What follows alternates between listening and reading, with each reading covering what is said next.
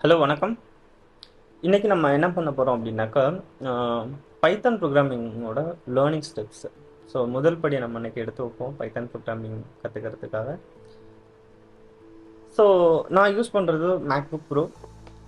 So இந்த சிஸ்டத்தில் நான் பைச்சாம் ஆல்ரெடி இன்ஸ்டால் பண்ணியிருக்கேன். ஸோ பைச்சாமை வச்சு நம்ம எப்படி வந்து ஒரு ப்ரோக்ராம் ஸ்டார்ட் பண்ணுறது, ஒரு பைத்தானை வந்து கோடிங் எப்படி டைப் பண்ணுறது, பேசிக்ஸ் ஃபஸ்ட்டு ஒன் பை ஒன்னாகவே நம்ம போகப்போம்.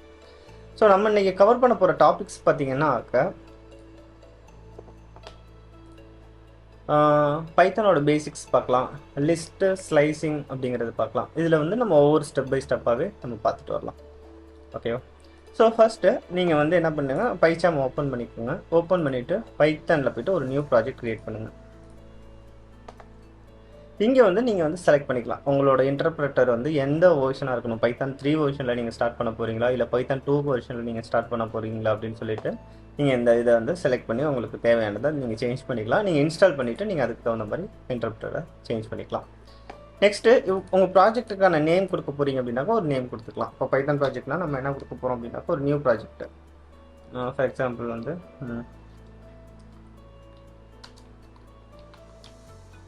Core Python. ஸோ நான் ஒரு ப்ராஜெக்ட் க்ரியேட் பண்ணுறேன். ஸோ இந்த கோர் பைத்தானில் இப்போ வந்து நமக்கு ஒரு ப்ராஜெக்ட் ஓப்பன் ஆகிடுச்சு. இந்த ப்ராஜெக்டில் நம்ம என்ன பண்ண போகிறோம் அப்படின்னாக்க நமக்கு இந்த இடத்துல டெர்மினல் இருக்கும். இங்கே வந்து நம்ம ஒரு புதுசாக ஒரு ஃபோல்டர் க்ரியேட் பண்ணி அதில் நம்ம ஒரு ஃபைல்ஸை எக்ஸிக்யூட் பண்ணிக்கலாம். ரெண்டு வேல பண்ணிக்கலாம். நம்ம வந்து ஒரு ஃபைலாக க்ரியேட் பண்ணி ஒரு பைத்தான் ஃபைலாக நான் ஓப்பன் பண்ணி ஃபார் எக்ஸாம்பிள் வந்து இப்போ ஒரு ஃபோல்டர் க்ரியேட் பண்ணிக்கலாம். ஏன்னா நம்ம ஸ்டோர் பண்ணி வச்சுருக்க ஃபைல் எல்லாமே ஒரு இடத்துல இருக்கட்டும் அப்படின்னு சொல்லிட்டு நம்ம ஒரு டைரக்டரி க்ரியேட் பண்ணிப்போம் செப்பரேட்டாக.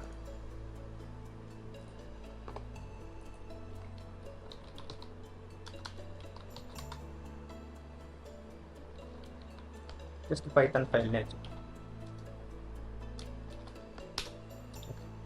ஸோ இந்த பைத்தான் ஃபைலுக்குள்ளே போயிட்டு நான் ஒரு ஃபைல் க்ரியேட் பண்ணேன். ஜஸ்ட் ஒரு பைத்தான் ஃபைல் க்ரியேட் பண்ணிவிட்டு இதுக்கு வந்து நான் ஃபஸ்ட்டு ஒரு ப்ரோக்ராம் 1 ஆர் பேசிக்ஸ் 1.py இல்லாட்டி பேசிக்ஸ் 1 அப்படின்னு கொடுத்து நான் சேவ் பண்ணுறேன் அப்படின்னா ஆட்டோமேட்டிக்காக இந்த எக்ஸ்டென்ஷன் அதை எடுத்துக்கும். ஏன்னா நம்ம க்ரியேட் பண்ணுறது வந்து பைத்தான் ஃபைல் தான், அதனால ஆட்டோமேட்டிக்காக எக்ஸ்டென்ஷன் எடுத்துக்கும் ஃபைல் பார்க்குறதுக்காக. ஸோ ஃபைண்டர் அப்படிங்கிறத கொடுத்தீங்கன்னாக்கா உங்களுக்கு வந்து ஃபைல் வந்து எந்த இடத்துல லொக்கேட் ஆகிருக்கு அப்படின்னு சொல்லிட்டு இந்த இடத்துல உங்களோட ஃபைலை நீங்கள் பார்க்க முடியும். ஓகே. ஸோ இங்கே நீங்கள் என்ன பண்ண போகிறீங்க அப்படின்னா இந்த ஃபஸ்ட்டு ப்ரோக்ராம் நம்ம என்ன பண்ண போகிறோம் அப்படின்னாக்கா ஜஸ்ட் ஒரு வெல்கம் பைத்தான் அப்படிங்கிறத கொடுக்கலாம். ஸோ ஃபஸ்ட்டு அதுக்கு வெல்கம் பைத்தான்ங்கிற அவுட்புட் எனக்கு வரணும் அப்படின்னாக்கா நான் என்ன பண்ணணும் அப்படின்னா ஃபஸ்ட்டு இந்த பைத்தானில் பிரிண்ட்டுங்கிற ஒரு கீவேர்டை கால் பண்ணணும். இந்த கீவேர்டை வச்சு தான் நம்ம என்ன பண்ணுறோம், ஒரு ஸ்டேட்மெண்ட்டை எக்ஸிக்யூட் பண்ண போகிறோம். பிரிண்ட்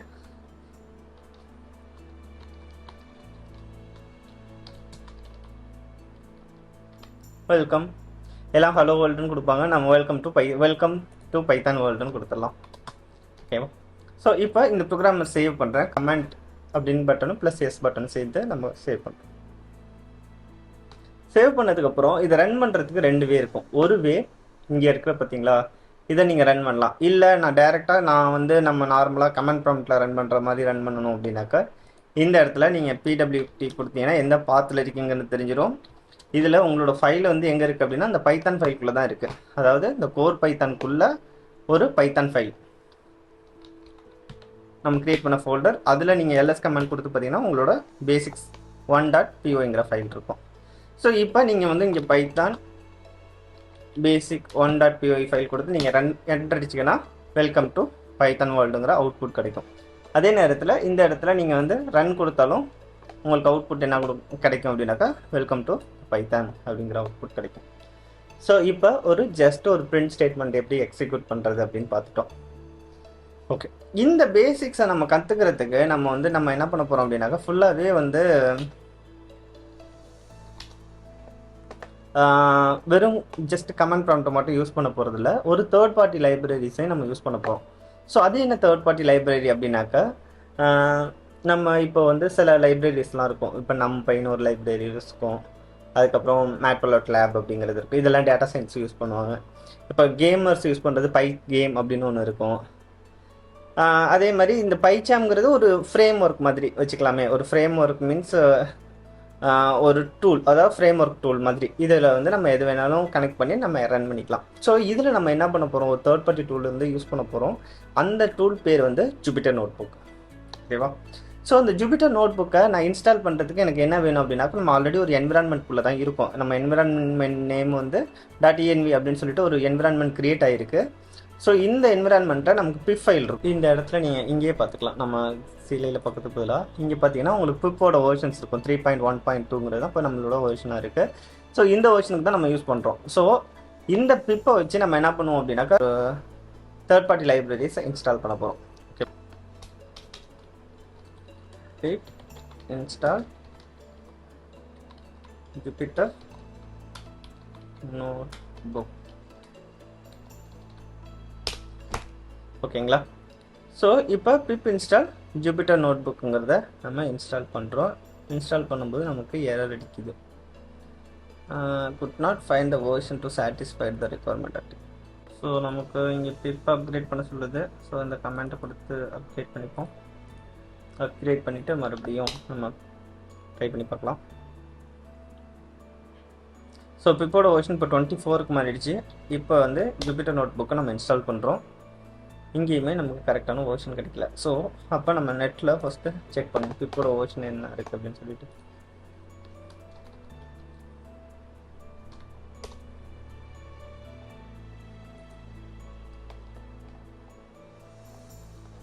இதில் இன்ஸ்டாலிங் கைடுன்னு இருக்குல்ல, இந்த இன்ஸ்டால் அண்ட் யூஸ் இதை எடுத்துக்கலாம். இதில் போயிட்டு make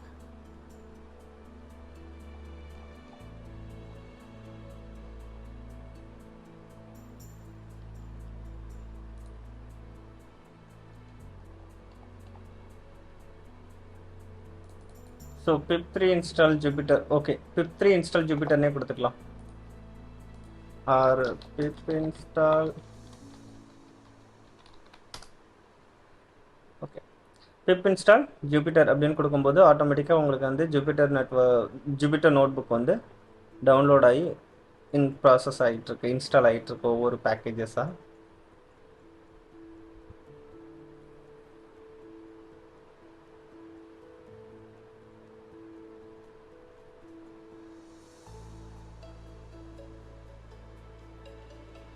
Jupiter lab, Jupyter server. So 1 by 1 இது மாதிரி நமக்கு இன்ஸ்டால் ஆகிட்டே இருக்கும்.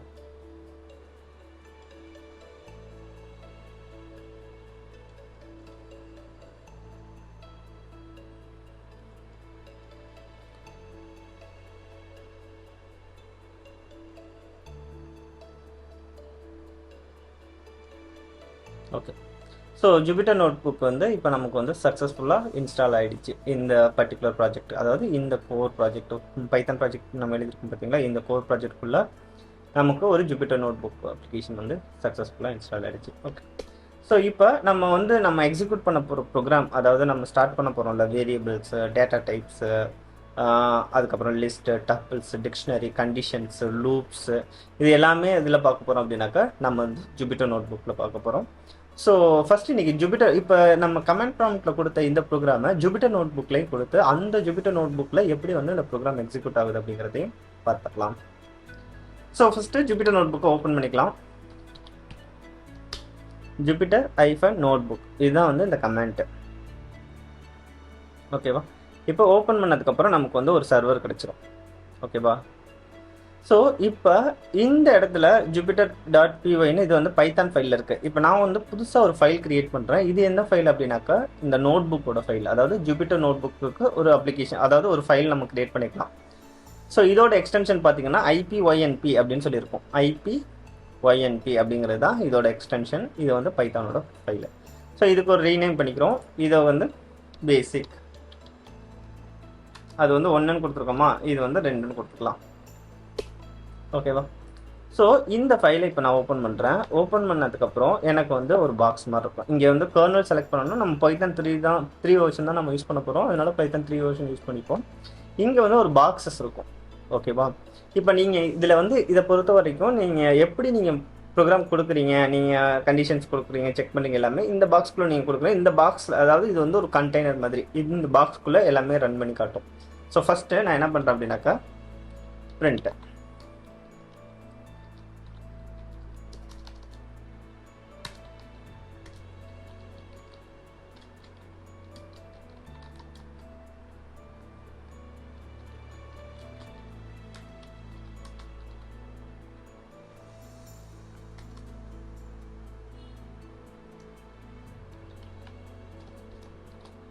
Welcome to Python world with Jupiter. இது நான் ஒரு ஸ்டேட்மெண்ட், அதாவது பிரிண்ட்டுங்கிற ஒரு கீவேர்ட்ஸ் யூஸ் பண்ணி, அந்த கீவேர்டு வந்து ஓப்பன் ப்ராக்கெட் க்ளோஸ் ப்ராக்கெட்டுக்குள்ளே இருக்கும். அந்த கீவேர்டு, அதாவது இந்த கீவேர்டுக்குள்ளே எந்த ஸ்டேட்மெண்ட் நான் கொடுக்குறேனோ அந்த ஸ்டேட்மெண்ட்டை எனக்கு அவுட்புட்டாக கொடுக்கும். இதுதான் அந்த பிரிண்ட்டுங்கிற ஸ்டேட்மெண்ட்டோட, அதாவது பிரிண்ட்டுங்கிற அந்த கீவேர்டோட ஒர்க்கு.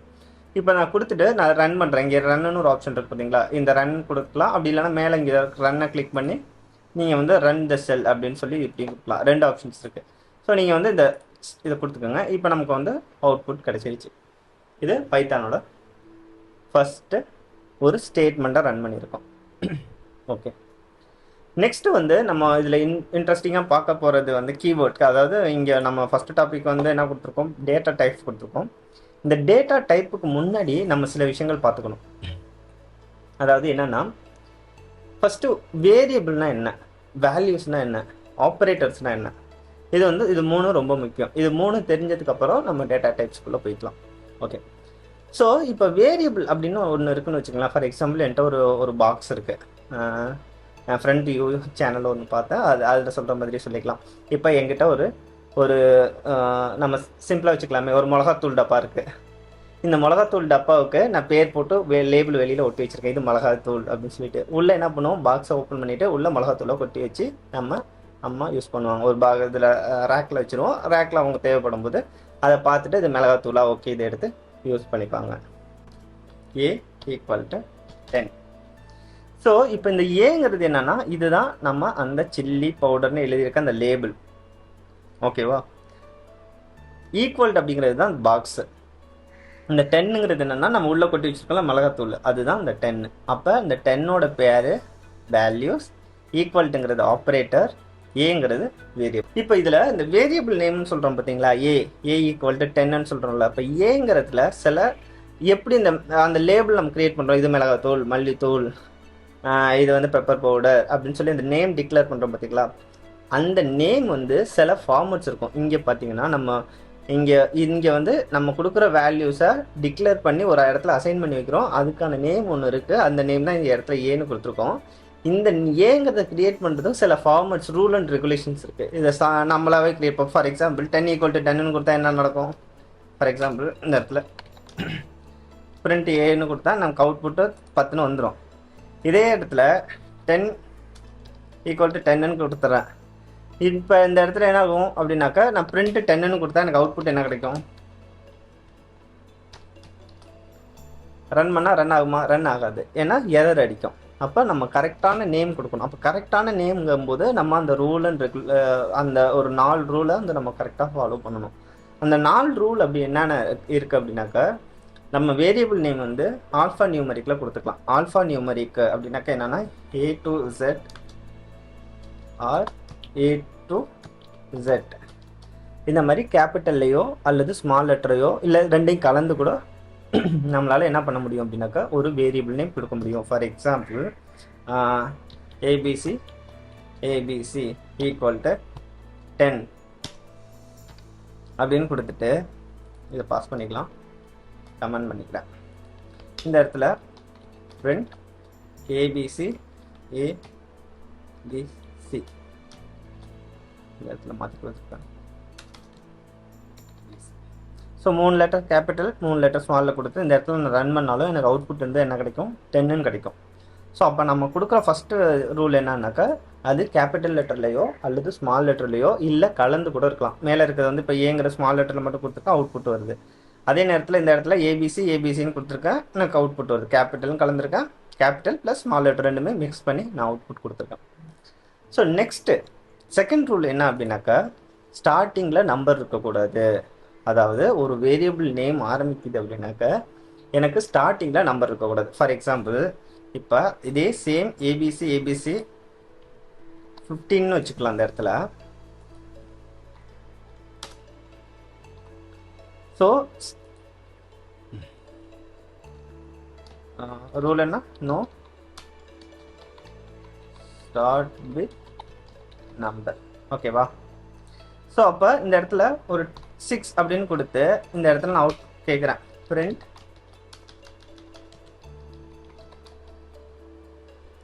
இந்த வேரியபிள் அப்படியே காப்பி பேஸ்ட் பண்ணுறேன்.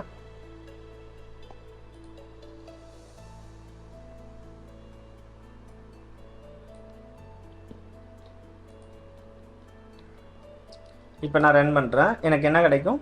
எரர் கிடைக்கும். ஏன்னா ஸ்டார்டிங்கில் நம்பர் இருக்கக்கூடாது. பட் நம்பரே இருக்கக்கூடாது அப்படின்னா அப்படி கிடையாது, ஸ்டார்டிங்கில் மட்டும் நம்பர் இருக்கக்கூடாது. இதே சேம் அதே வேரியபிளை நான் என்ன பண்ணுறேன் அப்படின்னாக்கா, பாருங்க,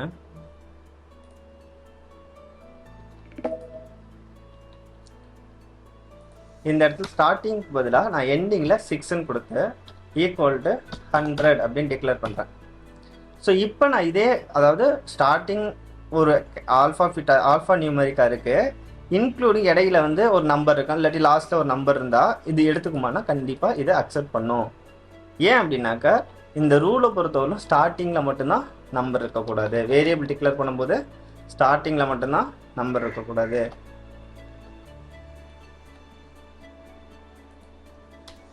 ஸோ இப்போ நான் இதை ரன் பண்ணுறேன், பிரிண்ட் ஏபிசி 6 அப்படின்னு கொடுத்து நான் ரன் பண்ணும்போது எனக்கு அவுட்புட் என்ன வந்தது? 100 ஈக்குவல் டு, நான் என்ன டிக்ளேர் பண்ணியிருக்கேன் லாஸ்ட்டாக? 100 டிக்ளேர் பண்ணியிருக்கேன், எனக்கு அந்த அவுட்புட்டு வந்துடுச்சு. இப்போ உங்களுக்கு கிளியராக புரியுதுன்னு நினைக்கிறேன். ஃபஸ்ட்டு என்ன பண்ணுறோம், ஒரு வேரியபிள்னு ஒன்று இருக்குது, இது பேர் ஆப்ரேட்டர், இது values. Variable name, operator, values. இப்போ இந்த வேரியபிள் நேம் வந்து நம்ம கிரியேட் பண்ணுறதுக்கு சில ஃபார்மட் இருக்குது, சில ரூல்ஸ் இருக்குது. அதாவது 3 ரூல் இருக்குது. ஃபர்ஸ்ட் ரூல் என்ன பார்த்தோன்னா A to Z கேபிட்டலாக ஆர் ஸ்மால் லெட்டரில் நம்மளால் என்ன பண்ணிக்க முடியும்? கிரியேட் பண்ணிக்க முடியும். செகண்ட் வந்து நம்பர்ஸ் ஸ்டார்டிங்கில் வரக்கூடாது, ஆனால் இன்பிட்வீனில் இடையில கூட வரலாம், இல்லை லாஸ்ட்டில் கூட வரலாம். இடையில வரதுக்கும் ஒரு எக்ஸாம்பிள் பார்த்துக்கலாம்.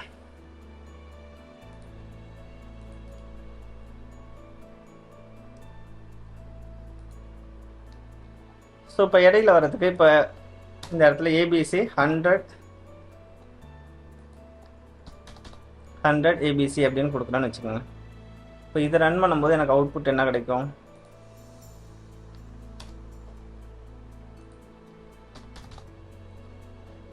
இது ரன் பண்ணும்போது எனக்கு அவுட்புட்டு 100 கிடைக்கும். ஏன்னா ஏபிசி 100 ஏபிசி ஈக்குவல் டு 100. இது வந்து வேல்யூ பார்ட்டில் நான் 100 கொடுத்துருக்கேன். இங்கே வேரியபிள் நேமில் வந்து நான் என்ன நேம் கொடுக்குறேன்னா, ஸ்டார்டிங்கில் ஏதோ ஒரு லெட்டர் கொடுத்துருக்கேன், அதுக்கப்புறம் ஒரு நம்பர் கொடுத்துருக்கேன், அப்புறம் ஒரு லெட்டர்ஸ் கொடுத்துருக்கேன். ஸோ அப்போ எனக்கு நான் இந்த கொடுத்துருக்க எந்த நேம் அப்படிங்கிறத வச்சு எனக்கு அவுட்புட் அதில் என்ன டிக்ளேர் ஆகிருக்காங்க அந்த வேல்யூஸை எனக்கு அவுட்புட்டாக கொண்டாந்து கொடுத்துருது. ஓகேவா? ஸோ அப்போ நம்பர்ஸ் ஸ்டார்டிங்கில் மட்டும் வரக்கூடாது, இடையிலையும் வரலாம், எண்ட்லேயும் வரலாம். ஓகே, நெக்ஸ்ட் ரூல் என்ன அப்படின்னாக்கா ஸ்பெஷல் கேரக்டர்ஸை நம்ம யூஸ் பண்ணவே கூடாது. இப்போ ஃபார் எக்ஸாம்பிள், இப்போ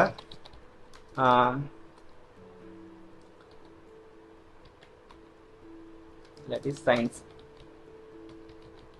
science equal to 97.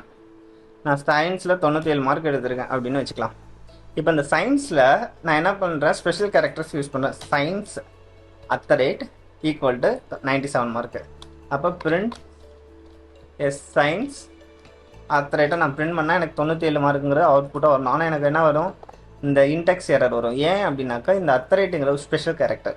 இப்போ இந்த இடத்துல அத்தரேட் மட்டும் தான் யூஸ் பண்ணக்கூடாதா, மற்ற ஸ்பெஷல் கேரக்டர் யூஸ் பண்ணலாமான்னாக்கா எந்த ஸ்பெஷல் கேரக்டருமே என்ன பண்ணக்கூடாது? யூஸ் பண்ணக்கூடாது. இந்த இடத்துல பாருங்கள், இப்போ சயின்ஸை